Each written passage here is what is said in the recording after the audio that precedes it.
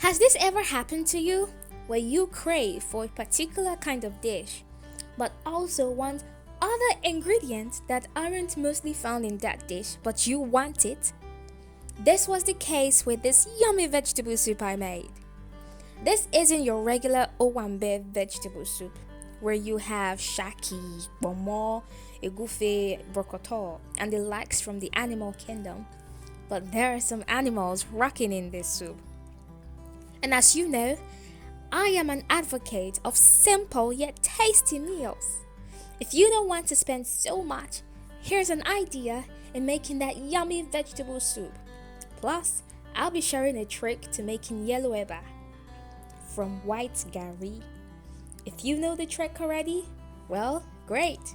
But if you don't, then this is for you. Hello loves, my name is Khamlijay and you're all welcome to my YouTube channel. Before we get into the cooking procedures, let's look at the ingredients, shall we? So I have pumpkin leaves or ugu leaves, which I've already sliced. I'll share a video of how I slice my vegetables. And water leaves. Yes, these are water leaves. Then onions, lots of onions for this food. Panla, this is one of the animals we'll be using. And we have this pepper. So I mostly call these peppers Scotchbonnet peppers. But I realized some people also call it Habanero. And then I made a research which one is Habanero, which one is Scotchbonnet.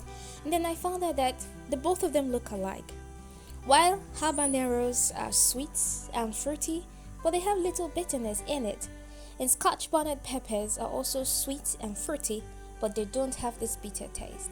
I also found out that just like when you pronounce jalapeno, yeah, you don't say jalapeno.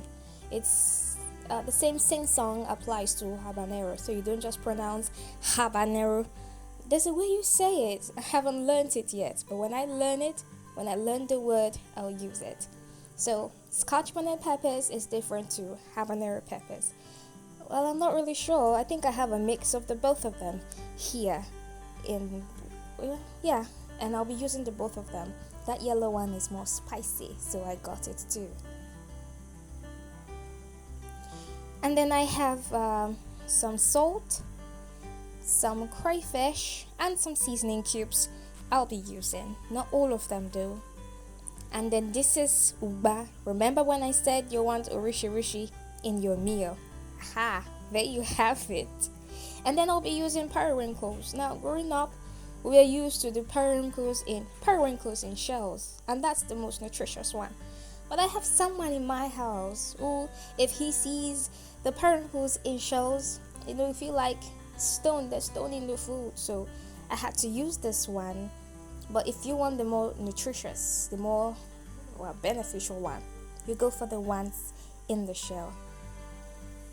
So I'm just slicing up my vegetables. Yeah, that's the pumpkin leaves. And also, well, I might not be a pro when it comes to slicing, but these hands can get the job done.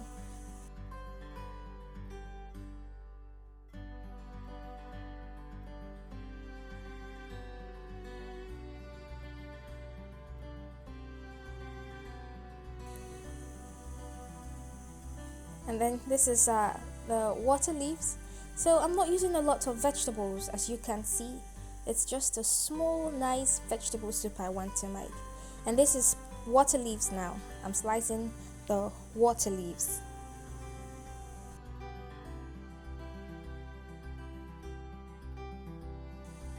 Next is these onions. So for vegetable soup, you need lots of onions. I've heard some people say you don't need so much onions, but hey, onions make your food nice and sweet.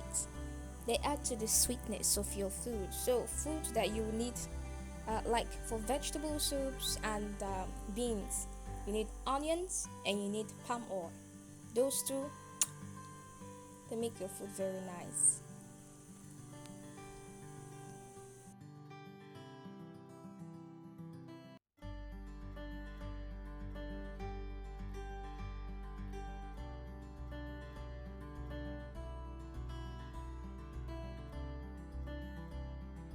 So once I was done with slicing the onions, I went ahead to start cooking.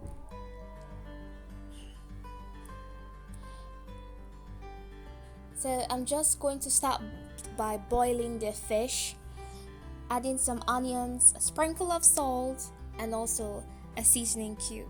Now, another thing to note when you are working with vegetable soups is you want to start by using little amount of salt, because when you add so much salt from the beginning, it's hard to get the salt out of a vegetable soup. So I added small amount of water and allowed this to, should I say, simmer or cook for some minutes, seconds to a minute, before I added my peppers, as you can see, and stir this to combine and allow it to cook again. My cooking time is short because I'm not working with stockfish or meat or chicken. It is when you're working with those stuff, you need to cook them till tender for you. That's why the cooking time used to be longer. But since I'm working with just these few things, my cooking time is short. Then I added the crayfish and then the palm oil. Guys, you need to add this palm oil. It makes your food colorful and adds flavor to it. Now, I say add palm oil doesn't mean you should turn your soup into oil spillage. Then I just added the Ugba and turning it into to combine everything. With vegetable soup, you don't need water in your soup. You need to cook it till the water is dry. So that's what I'm doing. I'm going to cook this till the water is dry, because even the water leaf has its own water. And then it's also good to add your palm oil in the early stage. So I added black pepper or Cameroon pepper because I like the flavor. And so I went in with the water leaf and also added onions to it. The water leaf goes in first because this water leaf would extract its own water, as you would see later. So I put this in and stir it because we don't need water in our soup. Now, if you have seen this video up to here and you like it, please do give me a like and also do subscribe to this channel, so because it will help me know if you like videos like this, and also I can make more videos like this, more interesting videos. And also do turn on the notification bell so you can get notified when I post new videos. And then I just cover this and allow this to, as you can see, to cook. The water is dried. We are left with the oil and all the sweetness. In fact, this already looks like a soup, but our soup is not done yet. And then I went in with the periwinkles. The periwinkles are already soft, so I'm putting it now. After putting it, I stirred it thoroughly so it can mix. In fact, our cooking time is almost done.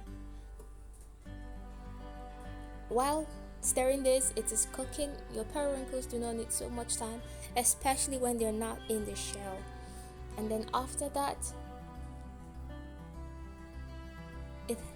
it has been cooking for a while, for seconds to a minute. I added my pumpkin leaves or ugu leaves, or vegetable, the main vegetable. I added a lot of it, all of it rather, and then I went in with the rest of my crayfish, and then I covered this for a few seconds before I opened it again and stir. Now, working with vegetable, as you can see, I don't have so much water in the soup, and that's good. And the seasoning was okay, but if you felt your seasoning was not alright, you can top it when you're adding your pumpkin leaves, and that's just it. Your soup is ready. We don't have so much water in it. I just stirred this for some minutes because I don't want my ugu turning black.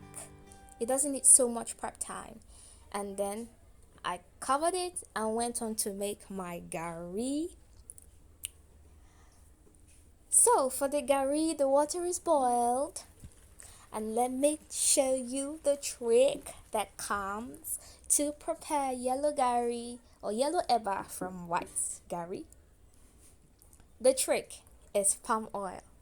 So you want to add palm oil according to now two factors to consider when you're adding your palm oil to your Garri: the number of or the quantity of Garri you want to make, and also if you like it colorful.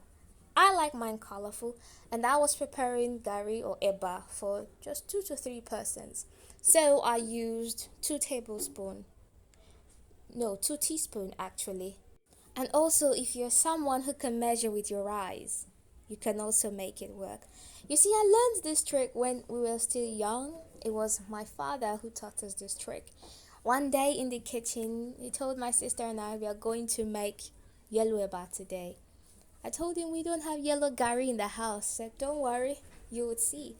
After he showed us this trick, we are like, wow, this is good news. And that is how I learned the trick. And that is the trick, guys. Not everybody would be able to recognize it, except those who are very used to palm oil. Now, another thing with this is why I like using palm oil, or I like this trick, is because it adds flavor to your Garri, and also it helps your Garri mold. It helps your eba mold, as you can see, which I'm trying to show you here. You see the way it comes together? When you stir, it comes together. The way it forms like a ball. I like that. And so that is just it. If you feel it's too hard, you can go in with some amount of water to soften it. If not, you just want to serve. And that's it. Pair with your soup. This meal was great. The people in my house loved it. And I think it's something anybody can try. Would you be trying this recipe out? Please do let me know in the comment section. And that's it, guys. That's the trick, and that's how I prepared this simple yet tasty vegetable soup. And that's all, guys. Thank you so much for watching. Bye.